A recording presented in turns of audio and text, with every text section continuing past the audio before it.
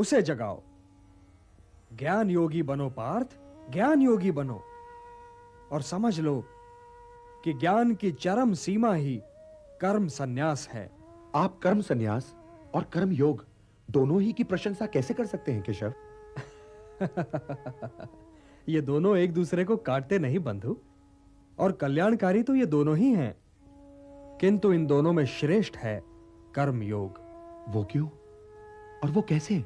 जो द्वेष और आकांक्षा से ऊपर उठकर कर्म करता है वो तो नित्य सन्यासी है ही, और वो द्वंद्वों से रहित होकर सांसारिक बंधनों से मुक्त हो जाता है। इसलिए जो कर्म संन्यास को कर्म योग से अलग समझता है वो तो मूर्ख है ही। ज्ञानी ऐसा कभी नहीं समझते। कर्म त्याग तो वास्तव में निहित स्वार्थ के त्याग का नाम है पार्थ। इसलिए कर्म योग के बिना कर्म संन्यास की प्राप्ति हो ही नहीं सकती।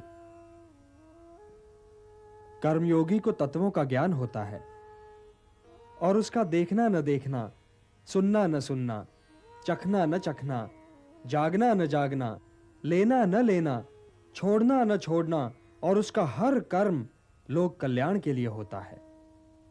और इसीलिए वो पाप से बिल्कुल वैसे ही अलग रहता है जैसे कमल जल में रहकर भी जल से अलग रहता है। ब्रह्मण्याधाय कर्माणि संगम त्यक्त्वा करोति यः लिप्यते न स पापेन पद्म पत्रम इवाम्भसा। हे धनंजय, कर्मयोगी कर्म फल को त्याग कर परम शक्ति को प्राप्त होता है, और 9 द्वारों वाले शरीर रूपी घर में सुखी रहता है। शरीर में ये 9 द्वार कहां से आ गए?